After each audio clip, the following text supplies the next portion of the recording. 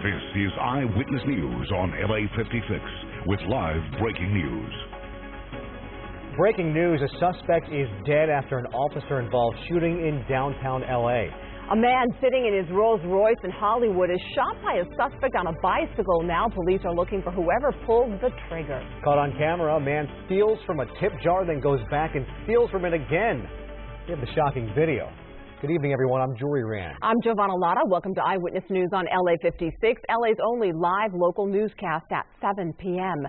We begin with breaking news out of downtown Los Angeles, where an officer-involved shooting has left a suspected gunman dead. The shooting took place in an industrial area at 6th and Mateo Street. Police evacuated the immediate area and shut down nearby streets, including the 6th Street Bridge. One witness told Eyewitness News the armed suspect may have attempted a carjacking. Another eyewitness says they heard a few shots at the scene. We'll continue to update you on ABC7.com, Facebook, and Twitter. And more breaking news. An investigation is underway in Burbank, where a Metrolink train struck a man on the tracks this afternoon. He was hit and killed just after 4 o'clock. Police say he was pronounced dead at the scene at Front Street north of the Burbank Metrolink station. They're trying to determine whether this was an accident or if the man wandered onto the tracks intentionally. That train was on the Antelope Valley line. Police are searching for a gunman who opened fire on a man driving his Rolls-Royce on Sunset Boulevard and Gardner Street in Hollywood. Eyewitness News reporter Leanne Suter says the shooter was riding a bicycle when he shot the wealthy businessman. Real estate magnate Cameron Siegel, seen here in a video on his company's website, is known for the numerous properties he owns. Authorities are investigating if that may be connected to the gunman who opened fire on him. I couldn't believe that something so violent could happen to such a great person and humanitarian and such a giving person, and I just cannot imagine this type of senseless violence happening. Friday night, Siegel was gunned down in his Rolls-Royce Wraith as he was leaving his office at Sunset and Gardner in Hollywood. The 48-year-old shot twice by a man police say rode up on a bicycle and opened fire. Seems like there's something behind it, and that's what hopefully we can get to the bottom of it. And if somebody has information, then it starts from there. Detectives don't know if it may have been a disgruntled tenant or not. The motive remains a mystery, and so does the suspect. Police now reviewing surveillance video from the scene. Siegel's friends say he is a generous philanthropist willing to help those in need, and they're hoping the public will be able to help catch the suspect. I've never heard anybody speak bad about Cameron or anything like that, and he's just done so. He has such a big heart. You know, the guy's got a biggest heart I've known. This is something that could happen to anyone, and it's senseless. It's wrong, and we're hoping that someone can just come forward and remain anonymous and report it to the police. Siegel remains in critical but stable condition. His friends say that he is expected to make a full recovery. In Los Angeles, Leanne Suter, ABC7 Eyewitness News. And thank you. People stealing from tip jars. It's a crime we're seeing more of these days, and a surveillance camera caught another jar thief at a West LA bakery. Eyewitness News reporter Melissa McBride spoke with the bakery's owner and has surveillance video of the culprit in action. This man wearing sunglasses and blue scrubs walks into Jamaica's Cakes and waits for the worker to turn her back. That's when he reaches into the tip jar and steals the cash. He orders an espresso, and while she's making his drink, he even goes back in for the change. He bought a shot of espresso, threw in a quarter as a tip, only to take that quarter back out a third time he reached in there. The suspect is apparently not deterred by the sign in the window, letting customers know cameras are rolling. He doesn't stop with the tip jar. He grabs a vegan chocolate chip cookie before walking out. Vegan or regular? Robin Dixon is one of the employees who had her tips stolen. We work for our tips. That's customer service gig altogether. That gets us gas money. That gets us money for our utilities, all kinds of things. We have someone just get away for the sake of it. It's ridiculous. Employees at the bakery believe he's the same man who ripped them off during the holidays because they remember his ill-fitting toupee. They noticed that their tip cup was empty again, and they put two and two together. That was the same guy. So we know he's stolen twice from us now. He's not the only thief going after someone else's hard-earned cash. This woman was caught on camera stealing from the tip jar at Komodo Cafe. Slice Truck Pizza also recorded video of a thief helping herself to the workers' tips. Store owners are posting their surveillance video on social media to put thieves on notice and to alert other businesses. You can't get away with things very easily. It's online, your face is everywhere. So yeah, hopefully it catches the guy. The business owners in our story sent us their surveillance video using the hashtag ABC7 Eyewitness. Jamaica's Cakes tells me that they're going to put out a different kind of tip jar, one that you can put money into, but not your hand. Reporting in West LA, I'm Melissa McBride, ABC7 Eyewitness News. A high school principal in Barstow is facing charges for allegedly having sex with a 17-year-old female student. Authorities arrested 35-year-old Mark Hassel, the principal of Barstow Science, Technology, Engineering, and Mathematics Academy. Authorities say they received a report of the alleged crime. Detectives say the victim reported she has been involved in a consensual sexual relationship with Hassel for some time. Turning now to the latest in the Bill Cosby sexual assault scandal, the embattled comedian is set to perform in Northern California tomorrow night, despite some buyers looking to get refunds for their tickets. Many ticket holders for tomorrow night's show in Turlock near Modesto are having trouble reselling their tickets. The theater, which seats about 1,000 people, is sold out, and management says if anyone wants to get rid of their tickets, it will help find buyers. Extra security will also be on hand. In Costa Mesa, a man has been arrested for DUI after crashing into a home. This all happened just before 3:30 this morning on the 700 block of Hamilton Street. 2 adults and a child were asleep in the front bedroom when the car came crashing through. Fortunately, they were not hurt, and neither was the driver. And in Orange, a woman lost control of her car and crashed into a gas station. Police say just before 3:30 this morning, the woman drove off the 55 freeway, the off-ramp there at Lincoln Avenue, and her car overturned into the Valero gas station. She was not taken to a hospital, and no charges have been filed. A San Bernardino police officer nearly killed in a shooting last August is finally home with his family. Officer Gabriel Garcia was in the hospital and rehab center for nearly 5 months. The 31-year-old suffered brain injuries and had several surgeries after the shooting.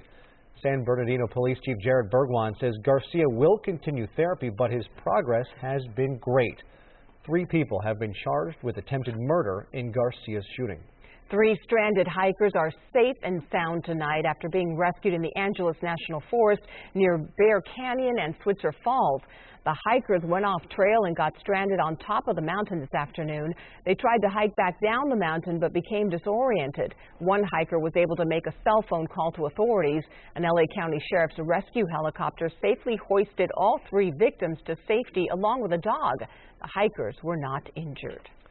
Now turn things over to Danny Romero as a first check of our beautiful forecast for today, but things might be changing, right, Danny? Yeah, it's a little bit, sunshine all around, not necessarily any rain coming our way, just some cool down, but I'll tell you what, it's been a nice sunny few days, and Laguna Beach shows a pretty clear night right now in our live HD camera. The coast will get a little bit cloudier later on. Even some dense fog could move into some beach areas overnight and into the morning hours. Otherwise, we're staying towards the cool part of the evening right now. 64 degrees in Burbank, Ontario shows 64. Cooler in Riverside, 53 right now, and Temecula at 59. The coast for those clouds are going to move in later on tonight. We're going to show you a 62 right now in Long Beach, 60 for Santa Monica, Oxnard at 60 degrees as well. Valley like Van Nuys at 64 degrees. So nice, sunny, warm, and dry conditions are going to change a little bit. I'll tell you about that when I come back with a live Mega Doppler 7000 HD 7-day forecast in just a little bit. Giovanna, Jory, go ahead. Sounds good, Danny. Thank you.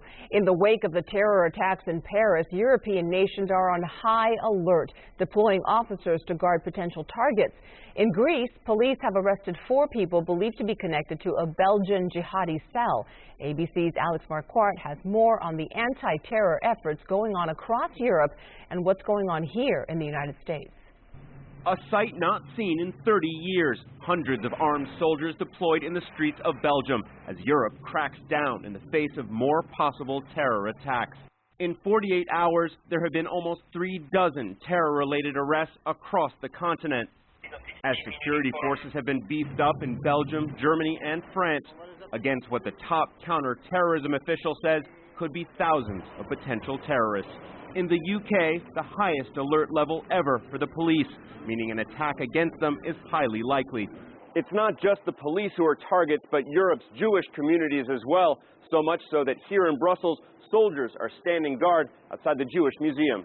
In Paris, we saw police evacuate congregants from a synagogue. Do you feel that the Jewish community is being targeted now? Really?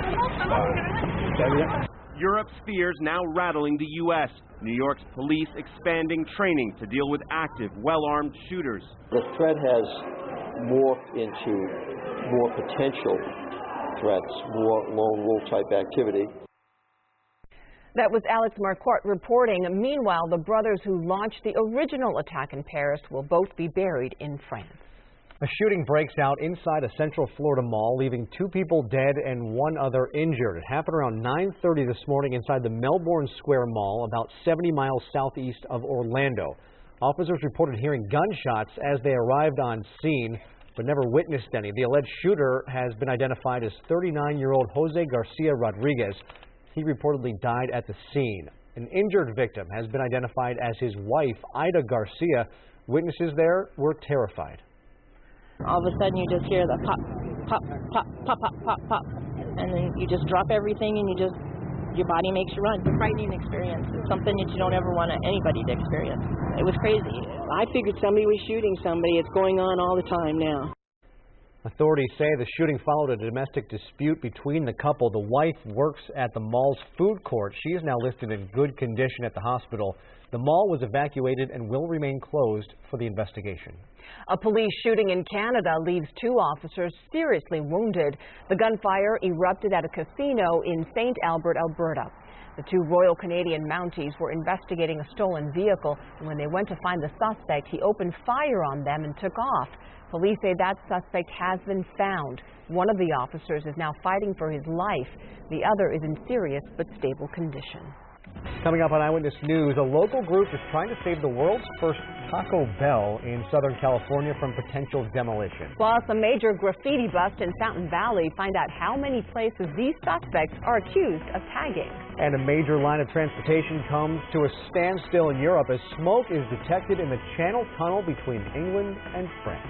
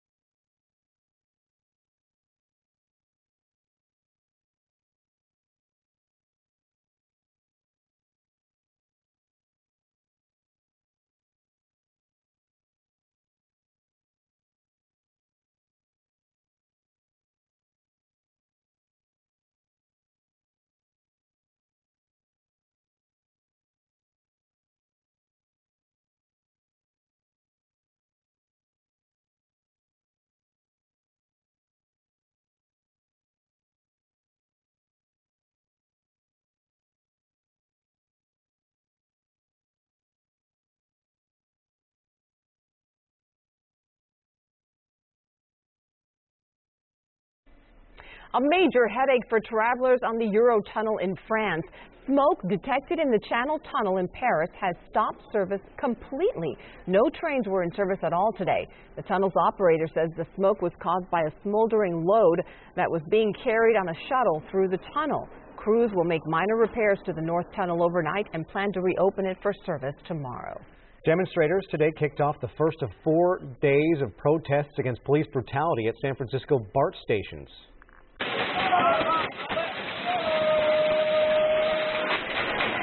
Those protesters making noise however they could, clanging metal spoons on pillars and train cars during the morning commute.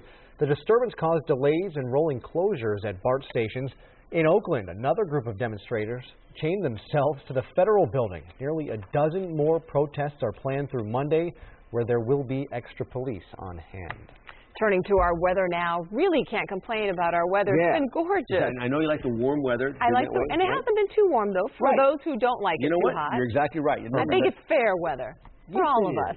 It's fair to everyone. If you like, because at nighttime it certainly cools down a lot, and tonight and tomorrow morning enough cooling down and clouds and even fog at the beaches if you really want that. But then sunshine in the afternoon as well. Let's go outside, take a look here on our Saturday night view.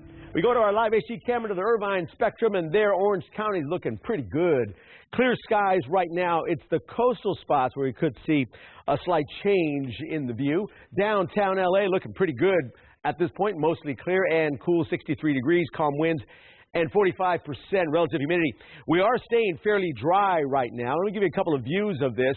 We can see things are fairly clear with this ridge of high pressure in place, giving us a strong offshore flow, keeping things away in terms of any kind of onshore flow, the clouds, the fog, and all that. But with that high in place now, we get the stronger, warmer weather. But that's going to change because next up, we're going to see this low move in. When this drops in, now everything turns around. Now it's more of an onshore flow with that circulation around the low, and that brings clouds, even dense fog to some beach spots tonight, tomorrow morning, next couple of mornings actually, and that'll keep temps down on the coastal areas. But inland, still going to stay pretty nice and sunny by the afternoon. Overnight numbers tonight down to 28 at Big Bear, 30 at Lancaster, some of your cooler spots, and then 52 overnight in Redondo Beach, 50% at Clarita. Then the highs tomorrow, again, beaches, cloudier, cooler, so 70 Ventura, same for Malibu, 68 Redondo Beach.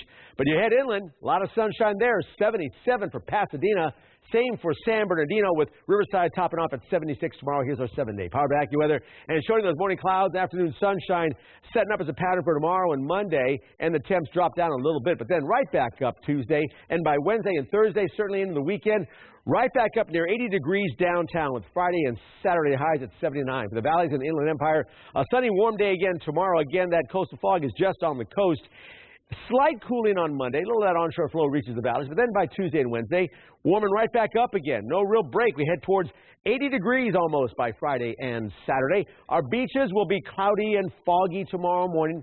A little sunshine later in the day, not much. And then cooler temps more so on Monday. But then Tuesday and Wednesday, marine area starts to thin out a little bit more. And so by Thursday into the weekend, right back up to beach highs at 74. Mountain areas will be partly sunny for a couple of days, and temps going from 61 down to 53 to 49, and then slowly moving back up by Thursday, Friday, and Saturday with some strong winds kicking in right about Tuesday, taking that into the weekend, along with those cold overnight numbers. For the high desert, we see sunshine, partly sunny anyway, and the temps cooling down from 69 tomorrow down to 60 by the coolest day heading towards the weekend on Thursday, but by Friday and Saturday, a little bump back up. But the thing for the deserts will be all week, those winds kicking in strong on Tuesday through Friday and Saturday. So just a little break, a little more so on the beaches for the temps, but then right back up. Okay. All right. Danny, thank you. Sounds good, Danny. Yep. College coaches and athletic directors may have to make sure their players do well in the classroom if they want to make more money. University of California President Janet Napolitano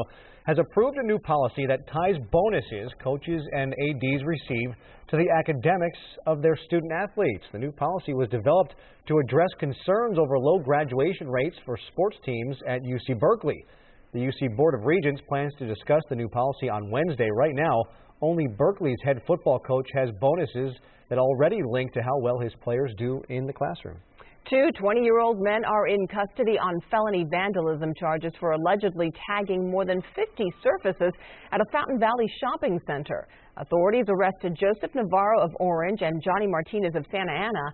An officer checking on a suspicious vehicle parked at the rear of a store on Harbor Boulevard saw two people run through the parking lot. The officer saw fresh graffiti on the wall near where the suspects were first spotted and was able to locate the suspects and detain them for investigation. A volunteer who broke his back while helping to search for two teenage hikers lost in the Orange County wilderness has reached a settlement for his injuries. The LA Times reports Nick Papageorge will receive $100,000 in the settlement. Papageorge claims he fell more than 100 feet back in 2013 while searching for the teens who had wandered off a trail in the Cleveland National Forest. He sued one of those hikers last year, claiming she was unprepared for the hike. A local group is trying to save the world's first Taco Bell from potentially being demolished. This is what the building in Downey looks like now. It's vacant, sitting on a large lot on Firestone Boulevard, and that has the Downey Conservancy concerned. The city says there are no permit requests to tear down the building or develop the site. The fast food chain started in Downey in 1962, but there's been no Taco Bell there for many years. Taco Bell responded to the report by tweeting the hashtag #SaveTacoBell. The world's oldest operating McDonald's is also in Downey. I could go for a bean burrito right now. I know, right? Sounds good. One of those tacos. Well, great. It'd be really nice right now. It is a teenage Bonnie and Clyde. Still to come on Eyewitness News, we'll tell you about the two teens on a cross-country crime spree. Plus this story. What's one of the hottest things going right now in the auto industry? Well, you combine the practicality of an SUV, a premium brand name, and some good driving manners. I'm car specialist Dave Coons. These little compact premium SUVs are really hot. I'll show you why coming up.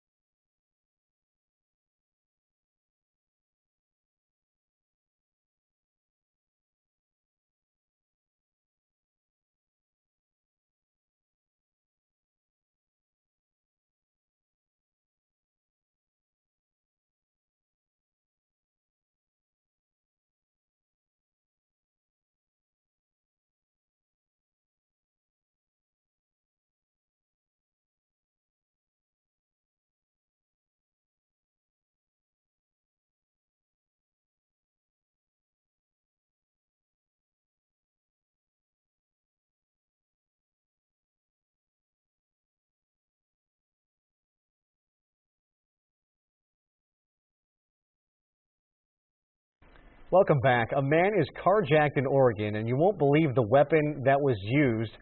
It was a can of beer. A witness says a woman in Portland was trying to get into cars. She apparently threw that can of beer at a man and then took off in his Ford Explorer. The surprised man tried to hang on to the SUV, but the woman sped off. The victim did his best to keep his cool and says he finds the whole crime a bit ironic. When I got into the car, tried to get into the car, there was a woman sitting in there. She's saying, "Let's go." I said, "We're not going anyplace." She says, "Oh no, we are. Let's go, let's go, let's go." I'm a forensic psychologist. I evaluate people that do things like this all the time. Dr. McGovern's arm was left bloodied from the confrontation, but he didn't suffer any serious injuries. He says the woman appeared to be under the influence of drugs. She was later arrested on robbery and assault charges. McGovern's vehicle was returned to him by police. Wow. It's the hottest segment in the car industry right now, particularly among luxury brands, pint-sized sport utility vehicles with upscale features and amenities. But as car specialist Dave Coons shows us, brands like Chevy, Honda, and Mazda are getting in on the action too. For a number of years, the smallest SUV in the Mercedes-Benz lineup was the GLK. Compared to their other models, it was considered compact. But this is the new, smaller Mercedes-Benz GLA. Now this one gets to be the smallest, as well as the lowest priced. Premium brands like Mercedes-Benz have found there's a market for ever smaller, yet still upscale, crossover SUVs. It's the same story at Audi. While the Q5 used to be their entry-model SUV, there's now a Q3, which slots below it. Much the same way the small Mercedes model is based on their smallest sedan, so is the Q3. It shares a lot of hardware with their A3 line. Big SUV features and usefulness, but at a lower price and a little easier on gas. Up and down the luxury lots at Auto Rose, small and handy is in. BMW has the X1, smaller than the X3. And Lexus recently added the NX, smaller and less expensive than the RX. In a way, all of these feel a lot like five-door hatchbacks that were made a bit taller. The premium compact crossover SUV segment is really hot right now. Buyers can't get enough of them, and makers of premium vehicles are scrambling to introduce new ones. But it's not just in the premium segment where these small SUVs are hot. This is Chevy's new baby SUV, the Trax. It's quite small, but has the tough, chunky look and high seating position that many buyers look for. With a base price of around $20,000 and a trim size, Chevrolet is targeting young urban dwellers with this one. In fact, they've nicknamed it the Sport Urban Vehicle, as a play on the SUV initials. To appeal to that demographic, it's got Chevy's MyLink system, which is like using a smartphone or tablet to control different functions. You can even get built-in Wi-Fi. And last fall's LA Auto Show was awash in new pint-sized sport utes. Honda rolled out the new HR-V, and Mazda introduced its small CX-3.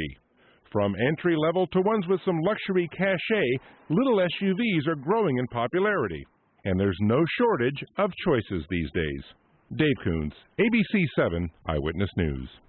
We're updating our top stories at 7:30, including the latest on an officer-involved shooting in downtown L.A. Plus, several animals are killed in a heartbreaking fire at a pet store in Koreatown. What investigators are saying about the cause of the fire. And a planned strike involving Kaiser Permanente nurses appears to have been avoided. We have details on a tentative contract. And the measles outbreak is rapidly growing. What health officials have to say.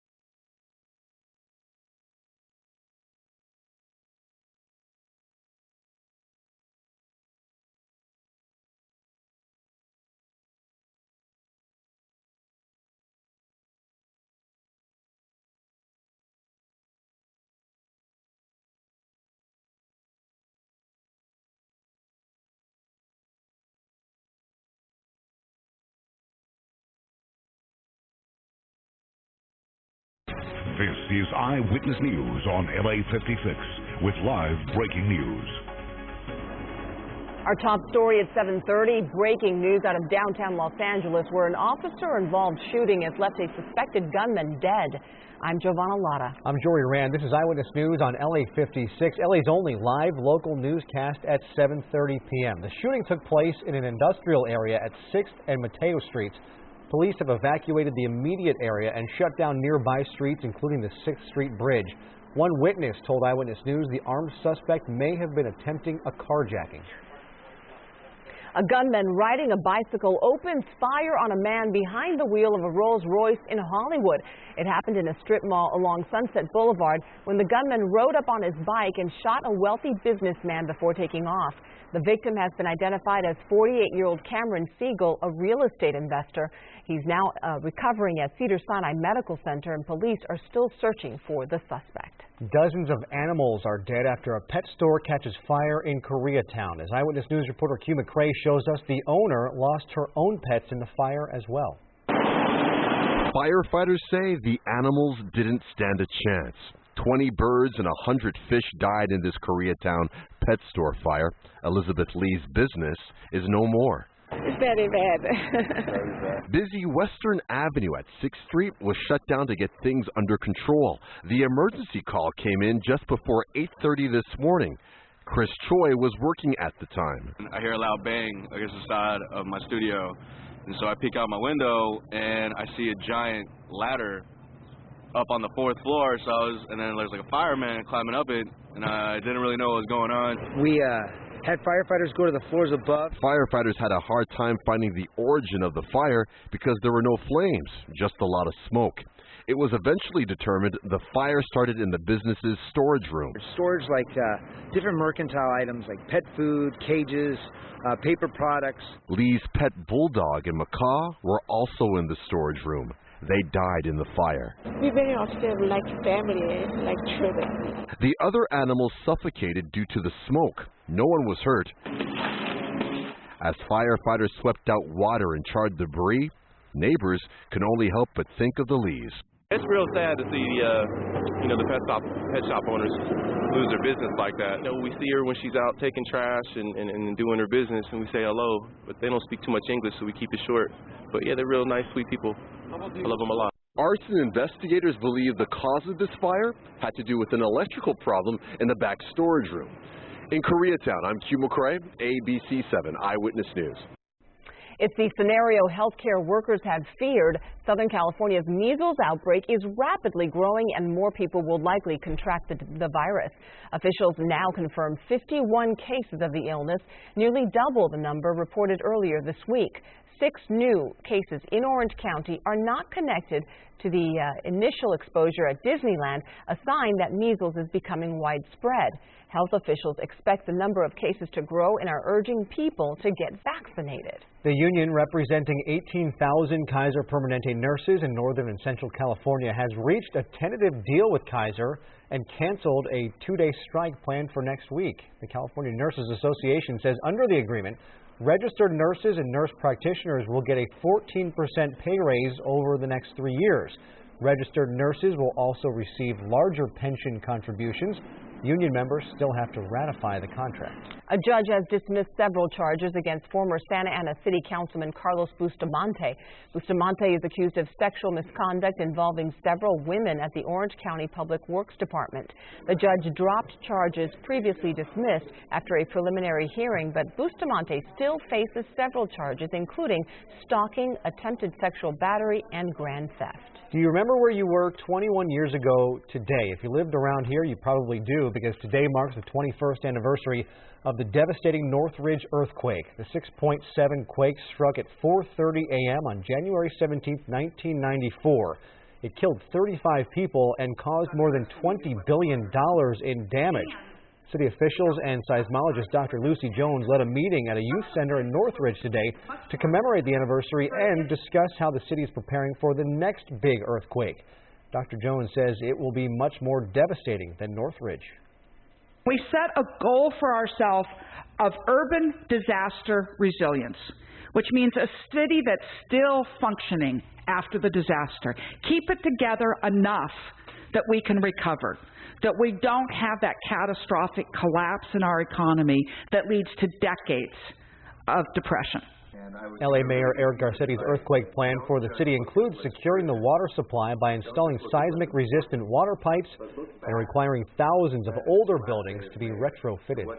Off the coast of Indonesia, 3 more bodies have been recovered today, but high waves and strong currents have once again prevented divers from reaching the AirAsia crash site. Survey ships located the jet's fuselage underwater, containing the cockpit and engine.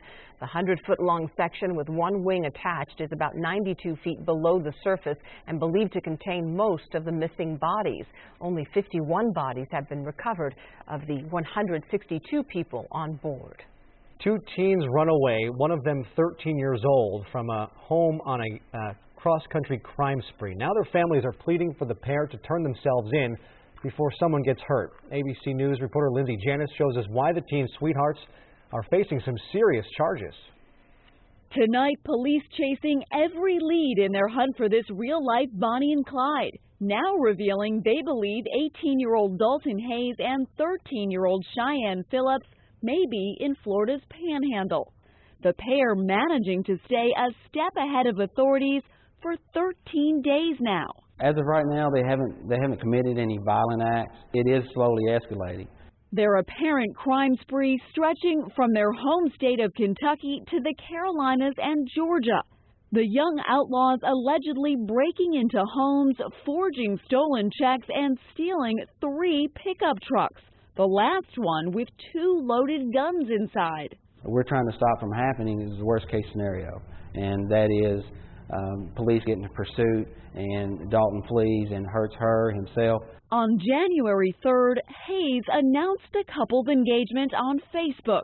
The next day, Hayes' mother says she confronted Phillips, who she says had been lying about her age, telling the family she was 19. I texted Cheyenne and told her that the police was looking for her. And she asked why, and I said, evidently you're underage. The parents of both teens now pleading with them to surrender before someone gets hurt. That was Lindsay Janis reporting. Dalton was due in court on January 5th to face charges of custodial interference since he's 18 years old and Cheyenne is only 13.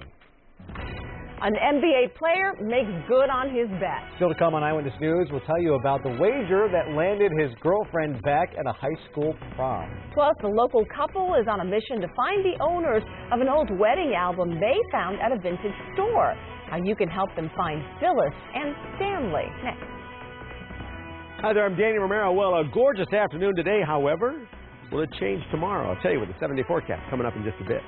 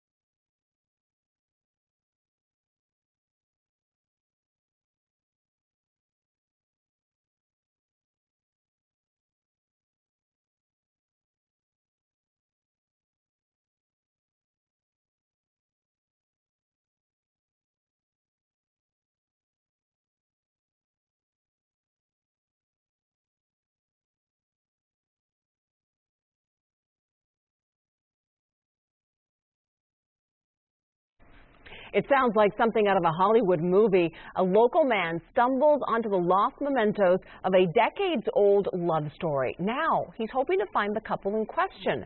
Marco Fregoso bought an old wedding photo album from Revival Furniture in Lincoln Heights for just $15, labeled Phyllis and Stanley, and dated March 22, 1951. The album is filled with beautiful photos of the couple's big day, and Marco says it's about time they have their album back. I feel like if they are still alive, that they would want it. If not the children, I want to make sure it goes back to the rightful owners. Marco says an inscription inside may be a clue that the wedding took place in New York. He says the family of Stanley and Phyllis should see for themselves just how in love they were on their wedding day. Absolutely. An NBA rookie loses a Twitter bet to a high school senior. Now his girlfriend has to go to prom with that student. Jamie Guerra from Woodhaven High School in Detroit made the wager with Nick Stauskas of the Sacramento Kings. Stauskas and his girlfriend, Taylor Anderson, thought there would be no way he'd get 10,000 retweets in the time allotted. We put it at 10,000 because that seemed like a ridiculous number. Like, I thought maybe the kid would get 500 max. You know, I checked 5 minutes later, it's at like 500. I checked 10 minutes later, it's at, 2,000. I'm like, man, this kid might get it. Yeah, he got 10,000 retweets in just 2 hours. It turns out other NBA and professional athletes helped him. Following the defeat, Stauskas tweeted, "Looks like we're going to prom again." But no way he's letting Anderson go on her own. He says he's showing up as a chaperone. A little jealous, are we? Up next, honoring the life and legacy of Dr. Martin Luther King. We'll take you to Long Beach for the annual Peace and Unity Parade, as well as get you ready for the annual Kingdom Parade coming up on Monday. And in sports, a pro golfer is kidnapped following an event in Hawaii. Here are the bizarre details next.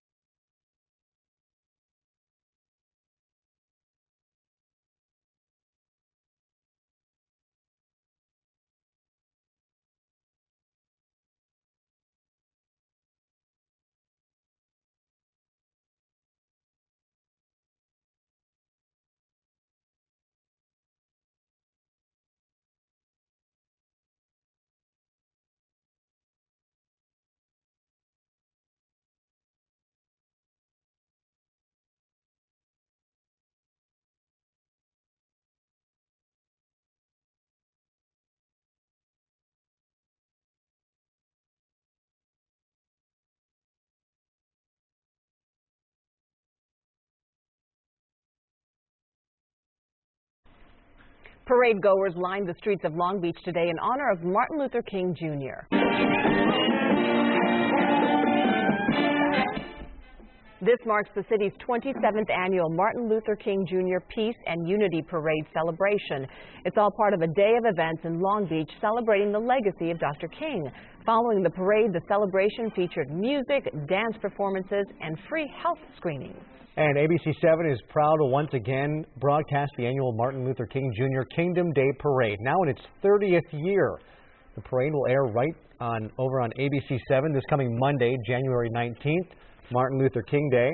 The parade starts at MLK in Vermont, then rolls west on King Boulevard before turning south onto Crenshaw. It ends just before Vernon, and that's where the Kingdom Day Festival begins. That festival has lots of entertainment, from tasty food to so much more to do and enjoy. The parade airs from 11 a.m. to 1 p.m. Again, that's this coming Monday, Martin Luther King Day on ABC7. And Danny, people are going to be wondering what to wear for the parade. Bundling up? Start a little bit on the cool side by like early morning, but by 11 o'clock, 12 o'clock, sunny, 70s. So layers. Good. Fashion advice from Giovanna. Because once the sun comes out, you can de-layer. That's the beauty of layers. We've been living in California a long time. We know to layer. Yeah, layer this. Well, I'll tell you what, so start like a little bit of sweater, something to start the day. But then by the afternoon, heck, get to the shorts. Why not? Let's go outside. Here's the things looking right now on a Saturday night. We swing the camera over to our Laguna Beach camera, live HD. Right now, things are looking fairly clear on this part of the coast. However, we will see some clouds and fog moving in on some coastal areas tonight and into tomorrow morning. The downtown LA skyline is clear, nice, 63 degrees. Calm winds, though, and dry conditions, 45% relative humidity. Today, normal temp downtown is 68 degrees. We got to 78 today, so a very, very warm few days going on with a little change in that coming our way. Sunrise tomorrow, 6:58. Sunset today happened at 5:09 and looked great here at Malibu. Watch here. There's the sun starting to move its way down behind the clouds as sunset approaches on the Southern California coastline. Love living here. It's so good. Now, here's why we're changing this a little bit. Right now, we've been warm because of this ridge of high pressure. It gives this offshore flow, but our high is going to start to break down next day or so. We're going to see this trough of low pressure. Main energy commitment will stay to our north, but we will get this onshore flow, which now brings us all that cool, moist ocean air, which means fog for some spots along the coast. Sunshine inland, though, so those temps aren't going to change very much at all. It's mainly the coastal spots that we'll see temperatures drop down a bit for a couple of days, and then a change right back to the warm weather that we love. Overnight numbers, 30s, 40s, and 50s. And then the highs tomorrow. Again, the beach is not much. 70 for Malibu, 68 for Redondo Beach, but inland up to 75 in Santa Clarita, to 77 in San Bernardino, with Lake Elsinore topping off at 81 degrees tomorrow. Now the 7-day. Power back to weather and showing you numbers dropping a little bit on the LA Metro Orange County area, down to 72 because those morning clouds, afternoon sunshine effects set up. But then warming back up by Tuesday, and then by the weekend, right back up near 80 degrees. That's 79 next Friday and Saturday. Valleys in the Inland Empire, a sunny warm one tomorrow. A little bit of that cooling, just a little bit, down to 75s for Monday and Tuesday, and then warming right back up. 79 taking us Thursday into Friday and Saturday as well. For the beaches, again, a cloudy, foggier morning tomorrow. Sunshine later in the day. Cooler still on Monday, but then a little less marine layer. Temps start to slowly move back up, so we get to 74 by Thursday and take that into next weekend. Mountain areas will be partly sunny for a couple of days, and temps start to drop down, and the winds start to kick up. We're talking 61 down to a high of only 49 on Wednesday, and then staying low 50s into next weekend with those winds still blowing as well. For the high desert, we've got a partly sunny couple of days, and the temps cooling down there too, from near 70 tomorrow down to 60 by Thursday, again with those strong winds gusting up. Kicking off right around Tuesday and staying windy all the way through and into the weekend. But the sunshine that we love so much, pretty much staying with us most of the week ahead of us. Okay, good thing. Yeah, sounds good, Danny. Thanks. Yep. Time to talk sports with the Lakers off. The Clippers have the local NBA spotlight to themselves tonight. They're right now in Sacramento and currently in a tight battle in the second quarter. Clips down 2 with about 6 minutes to go in the half. We'll have your full highlights at 11 o'clock on ABC7. Busy day of college hoops. On Tuesday, number 1 ranked Kentucky beat Missouri by nearly 50 points. Today, the Cats put a hurting on Alabama. First, it's Andrew Harrison, hits the three-pointer. Moments later, Karl Anthony Towns scoots around the defender for the jam. KU up 18 at the break. If the Tide had any notion of pulling off the upset today, it went away quickly. Dakari Johnson, one of 3 Cats in double figures. Kentucky improves to 17-0. They win it by 22, 70-48. On to Louisville hosting Duke in a battle of top 10 teams. Mike Krzyzewski just 2 wins shy of 1,000 for his career, but he had to face a spirited Wayne Blackshear. He only had 7 points, but makes them count. This dunk puts the Cardinals up 3. It's 12-9 in the early going. Just a few minutes later, though, Duke had the lead, and they never looked back. Quinn Cook with the 3. Rick Pitino's Cardinals held to just 20 points in the first half. The second half belonged to Jahlil Okafor. Lakers would love having this guy playing at Staples Center next season. Okafor with 18 as number 4 Duke takes out number 6 Louisville, 63-52. Just a crazy story coming out of Hawaii. The Golf Channel is reporting former Riviera winner Robert Allenby was kidnapped and beaten following his round at the Sony Open yesterday. Apparently Allenby was with a friend and a caddy at a wine bar. Sometime later, Allenby was robbed, beaten, and then dumped unconscious at a local park 6 miles away. The Good Samaritan helped a woozy Allenby find his way back to his hotel. He's now currently trying to help Honolulu police identify who did it. So far, no arrests have been made. As for the tournament itself, Allenby missed the cut yesterday, but it was a sensational day for Santa Clarita's Max Homa. The tour rookie with the TV crew apparently on lunch break holed out for eagle on the 16th hole today. Shot a 63's 5 back. 2014 champ Jimmy Walker threatening to go back to back. Just dynamite again today. His 9th birdie of the round came on 16. He would pick up another birdie to finish 8 under. Walker 62 has him 2 shots ahead of Matt Kuchar, and that is sports. Ahead on Eyewitness News on LA56, George Lopez is proving to be a true inspiration in his latest film. Still to come, we'll hear from the comedian on his role in the new movie, Spare Parts.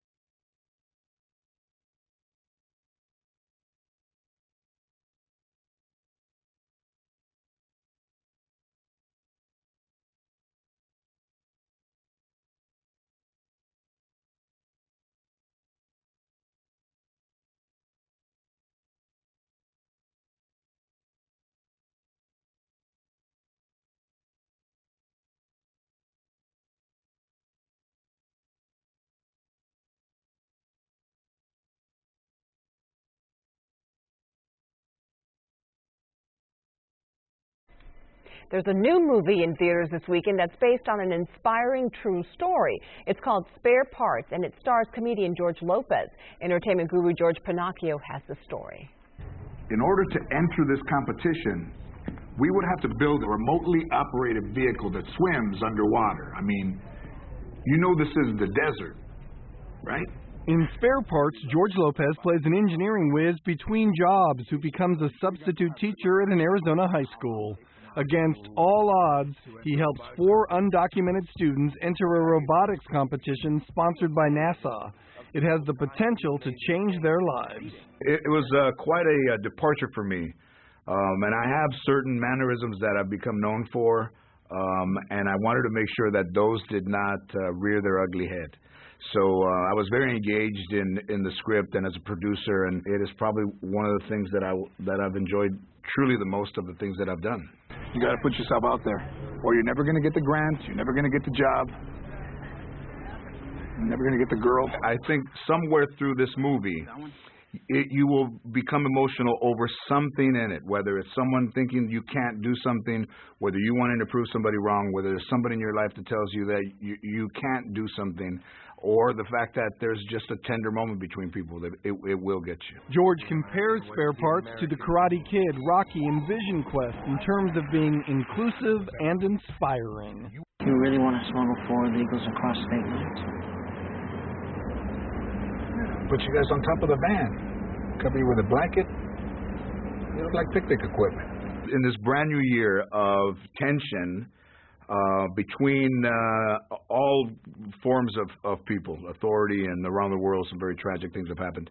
All lives matter. That seems to be a popular hashtag. All lives matter, all people matter, and all dreams matter. And I think this movie covers those 3 points. Spare Parts is rated PG-13. It's in theaters now. George Pinocchio, ABC7 Eyewitness News. Thank you, George. You feeling a little chilly in here? I am. Can you imagine this? Yeah, this is great. One of only 4 ice castles in the United States is now ready to welcome visitors this winter. I won't be one of them. But people are in for a treat if they like that sort of thing. This acre-sized all-ice castle opens today in Stratton, Vermont. Built by a true Utah company, the castle features archways, tunnels, caverns, and more. And here's the coolest part. The crew worked 12-hour shifts over 17 days to grow the castle. We grow the castles rather than sculpt them from marble. If you take like a block and you carve it down into something, we're actually doing the exact opposite. We're starting with something small and we're adding to it to make it larger. LED lights are placed within the ice formations before the crew uses sprinklers to cover them in more ice. Well, a Michigan man has learned to use the winter weather to his advantage. He's keeping his beer cold with the help of the snow in his backyard. Tom Hergard sculpted a fridge out of snow. He then used a plant sprayer to cover it with water. The water turned to ice and stabilized the entire sculpture. He added a couple of racks and a light bulb, and now the snow fridge is 3 months in the making. That is cool. Completed. He needs to finish the door. He needs to close it. Yeah, or you can just, find a pile of snow out back and just stick the beers in there. It's a lot of work, and it's very cool. Mm-hmm. It looks good, and it made TV. Snow will make It'll work just sitting on your back porch. Beer inspires you to do many things. No doubt. Thanks for joining us for Eyewitness News at 7 here on LA56. LA56 Weekend Theater is next. Eyewitness News continues at 11 o'clock on ABC7 and anytime on ABC7.com. Have a great night, and we'll see you at 11.